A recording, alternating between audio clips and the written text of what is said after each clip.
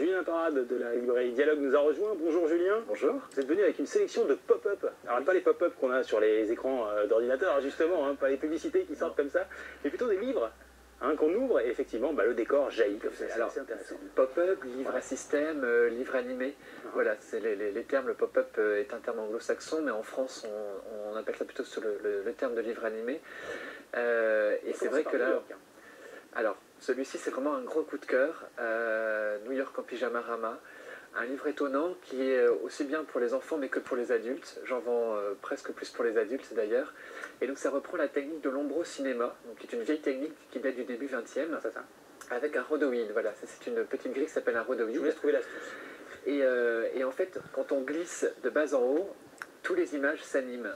Et Michael Leblanc m'a expliqué en fait, parce que il m'a accordé une interview, le procédé qui est à la fois assez magique. C'est un peu le système aussi de ce qu'on pouvait voir au niveau des hologrammes dans les années 80 qu'on avait avec je sais plus, la vache qui rit ou C'est vrai que ça a l'air assez simple. Et là on voit à l'écran que ça donne vraiment une autoroute avec des voitures animées, c'est assez hallucinant. C'est voilà, les rouages, donc ça représente les roues des taxis. Parce que c'est ni aller trop exactement, il y a vraiment une technique. Donc l'enfant ou l'adulte doit trouver le bon positionnement pour que l'image soit s'anime. Et c'est vrai que c'est vraiment quelque chose d'atypique et qui étonne par l'originalité et le graphisme aussi. Ils ont joué sur le graphisme, voilà, et le fait que ce soit nous qui faisons la technique, qui plaçons le rhodoïde, et contrairement à d'autres livres qui existent où là c'est en tournant la page que l'image s'anime.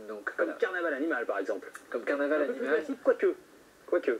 Et en fait, pas évident effectivement. Le lecteur aussi participe à ce livre puisqu'il a le moyen de créer plein d'animaux étonnants, de créer avec un corps, une tête et des pieds. Voilà, ça reprend la technique du méli-mélo. Voilà. Et les éditions Helium ont... la tête. Voilà. On changeait la tête de Big Deal. Alors voilà, on crée du coup des créatures assez farfelues, incongrues, drôles, imaginatives. Et à chaque fois, il y a le petit poème qui est en relation avec l'animal. Voilà. Et c'est vrai que pour les enfants, pour leur imagination, c'est vraiment génial. Et les éditions Helium, voilà, on avait déjà présenté dans La Forêt du Paresseux et Popville le même format. Et voilà, ils ont une politique éditoriale qui est innovante, étonnante et qui surtout font découvrir de nouveaux auteurs.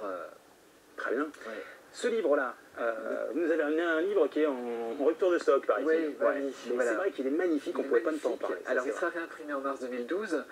Ça, c'est la technique du livre-théâtre, et entre la technique du livre-théâtre et du découpage. Donc, c'est vraiment un bijou de papier. Donc de Rebecca d'Outremer, qui est une grande illustratrice jeunesse, qui a illustré sa version d'Alice au Pays des Merveilles, Cyrano. Et là, elle reprend tous les personnages qu'elle a fait depuis à peu près 10 ans, où elle met ça dans ce livre théâtre qu'on retrouve. Donc elle fait cohabiter Alice à Cyrano, à d'autres personnages qui n'ont aucun rapport. C'est un travail de découpage, c'est minutieux. C'est un travail incroyable. Entre toutes les mains peut-être. C'est une technique laser. Non, c'est presque plus un livre-objet adulte, un livre d'artiste, ou alors accompagner l'enfant pour lui raconter, parce qu'il y a quand même une histoire. Et c'est vrai que voilà, c'est un découpage laser qui est fabriqué avec des machines incroyables.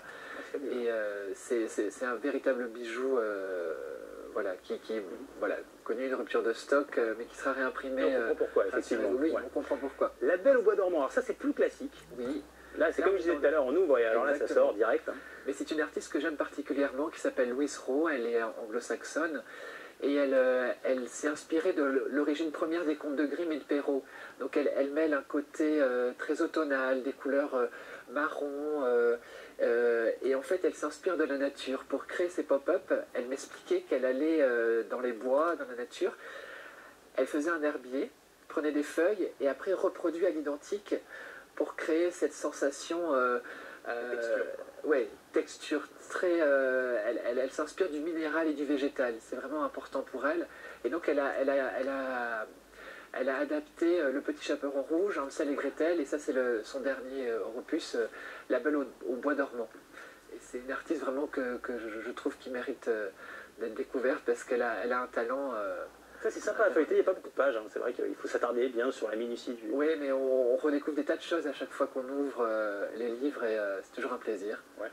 Alors il y a un petit peu plus de choses à découvrir dans L'extraordinaire garçon qui dévorait les livres. Alors c'est un classique génial, l'histoire de ce petit garçon qui dévore les livres au sens propre du terme.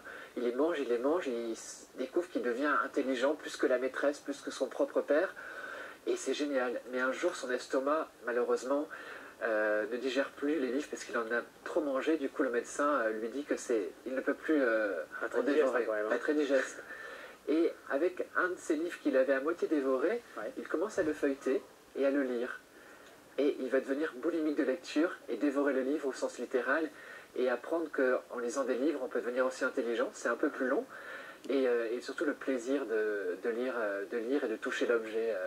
Et là, on a ce plaisir-là, hein, puisqu'il y a des petits tiroirs, voilà, il y a des petites choses à découvrir. voilà, tout plein de choses que le lecteur apprécie. C'est très minutieux quand même, c'est vrai. Minutieux, oui. Le dernier, alors ça, tout le monde a vu au moins une fois dans sa vie une représentation comme ça. Des choses un peu improbables, ça c'est magnifique. Complètement. Donc comme on disait, souvent on dit que le pop-up est réservé aux adultes, mais pas du tout. Moi j'essaye il y en a plein de plus en plus de livres animés pour les adultes, et notamment celui-ci en est la preuve. C'est la deuxième édition, la première édition a été en rupture de stock. Là je viens de recevoir il y a 2 jours le nouveau tirage, et donc de cet artiste Escher qui crée des figures improbables. Et là ils ont mis en animation 6 ou 7 tableaux de cet artiste connu, et du coup voilà, on découvre d'une manière avec des yeux d'enfant ces techniques incroyables des illusions d'optique propres à Escher. Très bien, merci beaucoup Julien, rien. Merci de nous avoir apporté ces merveilles.